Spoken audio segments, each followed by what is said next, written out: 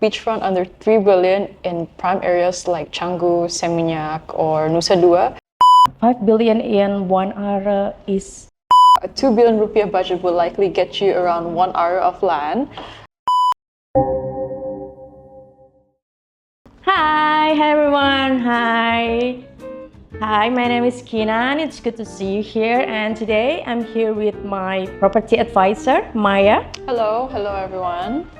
Thank you, Maya, for coming here with me. So this is our very first time podcast, and we are going to walk through a most common question we hear from first time buyers in property, and we want you to answer it like real honest, and don't be so brutal, just being honest with the question, so people who watch this podcast, they can really understand about what happened in the property industry. Okay.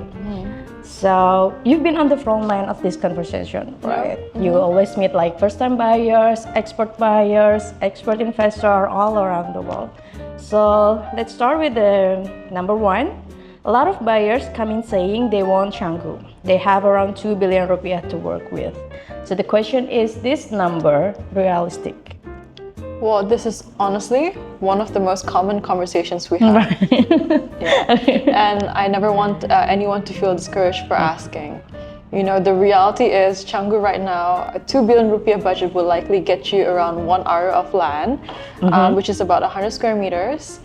At that level, it covers the land itself, but not the building. Okay. You know, so it leaves little room for you to build something. So land prices currently in Canggu are currently ranging from 600 million to 2 billion rupiah per hour.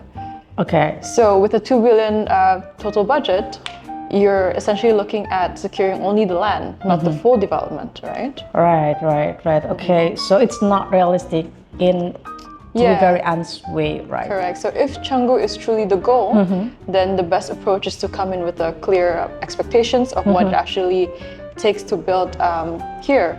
Or this is where it gets interesting. We can look at other areas that offer, you know, a very similar lifestyle, but at the price point that gives you much more flexibility and even value. Okay. So if you have 2 million budget, then forget about Canggu, guys. It's not realistic because in Canggu, only the land 1 area it costs like almost 1 million. Right? 1 billion. Yeah, 1 billion.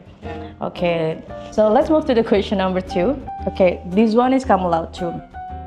They have heard that 5 billion for 100 square meter or 1 area is overpriced. What's your response to hear that? You know, I fully understand the perception where it comes from. Like a lot of local investors who entered the market years ago bought at a completely different price point. And since around 2022, the market has definitely shifted quite significantly. Yeah, so today, Canggu has become one of the most in-demand areas in Southeast Asia, not just for the lifestyle, but also for the strong short-term rental performance. So when you compare it to other prime areas in Bali or even similar markets like Thailand or Portugal, the price of per square meters is still relatively competitive from what you're getting. So to put things into perspective, around 5 billion rupiah today is really more of an entry point into Canggu. So typically a 2-bedroom villa on roughly 1 hour of land, you know, you get the most basic in terms of the build quality and finish. So most villas that offer stronger construction, better quality, better design, more reliable, then it generally starts at a higher price point of 7 billion. Okay. So 5 billion in 1 area is entry price because we're not competing only in Bali, but we compete like around the world most, you know, like high area, right? Yeah, like so if you compare to different countries, Bali is, they have a very good price point to enter. Okay. Okay, let's move to the next question. I hope this answer your question, guys. So the beachfront dream. A lot of people coming to Bali for the beachfront dream, right? Buyers coming wanting direct beachfront access, maybe Brawa or Eco Beach, and they have a budget of under 3 billion. Is there anything there? I'll be straight with you. Direct beachfront under 3 billion in prime areas like Canggu, Seminyak, or Nusa Dua simply doesn't exist in today's market. In fact, the true beachfront in these locations sits in completely different categories. You're looking into tens of billions, not single-digit transactions, basically. That comes down to one simple factor, which is supply. You can't create more of this coastline. And with strong international demand, those assets are tightly held and rarely come at accessible price points. Yeah, so now, unless you're open to looking outside of the prime zones in areas like Tabanan or even further, then you can still find land with direct beach access in that kind of budget. But of course, you're trading out of the infrastructure, the density, rental demand that you get in Canggu. So if your budget is around that, then definitely don't chase the prime areas. You can go to emerging coastal areas. Yeah. Which is like affordable for Relatively your budget. affordable, Wow. yeah. Okay, so here's another one. Buyers who love the Canggu vibe but want Tabanan pricing. They've seen what Tabanan looks like and they are hoping they can get that lifestyle for cheaper in the main area. Yeah. So what do you tell them? Well, these are generally two different markets, and that's the key thing to understand upfront. Tabanan offers a great value in terms of land size, views, and overall entry price. Right. But you're fundamentally buying a different product compared to Canggu. You know, Canggu has a very established ecosystem, very strong for short-term rental demand, a dense cafes and restaurant scenes, co-working spaces, you know, consistent traffic. That's what drives both lifestyle appeal and the pricing. But to give you like a context, land in prime parts of Canggu can already approach to 2 billion rupiah per ara. So when it comes to villas, around 5 billion is really just the entry price point. Typically a smaller 2-bedroom on a 1 ara are often more basic in terms of the quality. So most properties with better designs, stronger construction, and more reliable rental performance tend to be 6 to 8 billion and above. But Tabanan, on the other hand, is still on the earlier stage of its growth. It's a great option if you're prioritizing space, nature, maybe a lower price point. Or long term? Yeah, so it's more of long term. But if you're really looking into Canggu lifestyle, the energy, the community, and the kind of rental demand that supports the higher nightly rates, then realistically, you have to meet Canggu at its price point. Okay. So it really comes down to, you know, one thing. What are you optimizing for lifestyle today? Faster returns or long-term upside? You know, once you're clear on that, then the answer is obvious. Right. So they need to be clear on what they're really chasing for. Correct, yeah. Right. Is they want ROI, return fast, or just like slow living, or probably in Canggu, they cannot have like both if they have some kind of short budget, right? With that kind of budget, of course not. You cannot expect for something with a low budget, but you want in a good area. It's not. It's not how the world works. Okay. So next question. This one is a bit sensitive, but it happens a lot. So there's a buyer asking, like, is the owner of the property in financial trouble or something, so they can negotiate. They hope to negotiate the budget like below the market. So how do you handle that? Well, that's I understand the instinct. Every smart buyer is looking for value, and negotiation is also natural in this acquisition. With that said, it's important to set realistic expectations. Most properties we represent are already positioned around market value, because owners are typically well aware of the current pricing and what the asset is worth. So the question is, do distressed opportunities exist? Yes. But genuinely motivated sellers are relatively rare, and when those deals appear, they tend to move very quickly, and often through only existing networks before it becomes widely known. So if a villa in a high demand area like Canggu is publicly listed, it's usually not the case of an owner in distress. In most cases, it's simply a seller testing the market at a price they understand it's competitive. So coming in dramatically below asking, for example, 40-50% under market, usually doesn't create leverage. It just takes the conversation off the table. And moving to the next question, a very practical question, but buyer keep asking.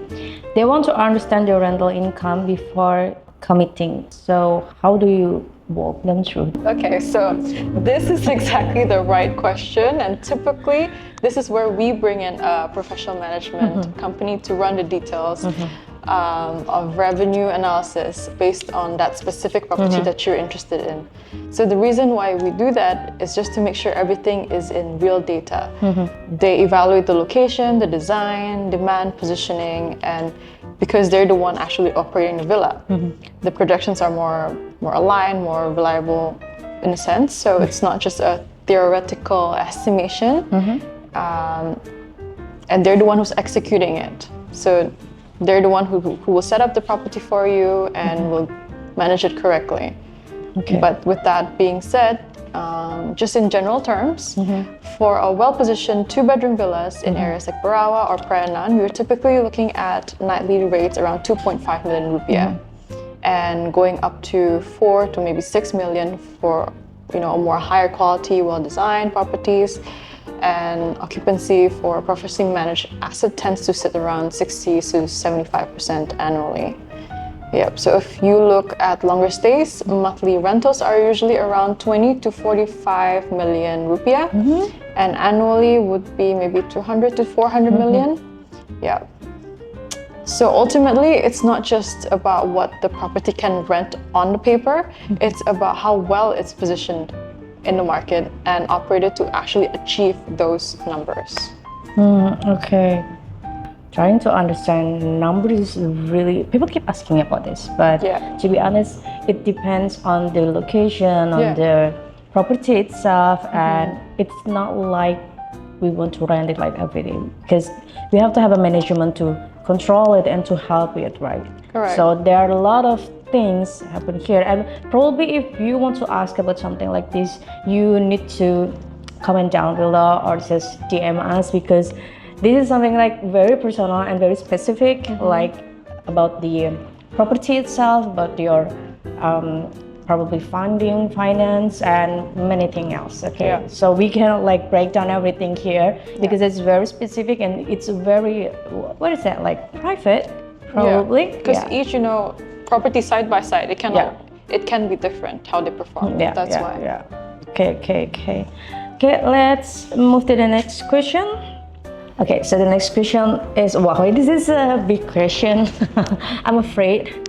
Okay, the buyers want certainly, can a degree guarantee a 15% in return? No, and honestly, that's a red flag. If someone says they can, returns in Bali aren't guaranteed. They're earned through the right property, the right setup, and the right management. So, like I said, like what we do instead is show you a real data, actual performance from different villas that you might like, so you can understand what's realistically achievable. You can see strong returns even into the teens, but only if everything is done right. So the goal isn't a guaranteed.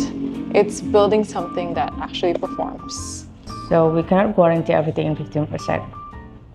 And it's not only us, okay? It's normal. It's only marketing.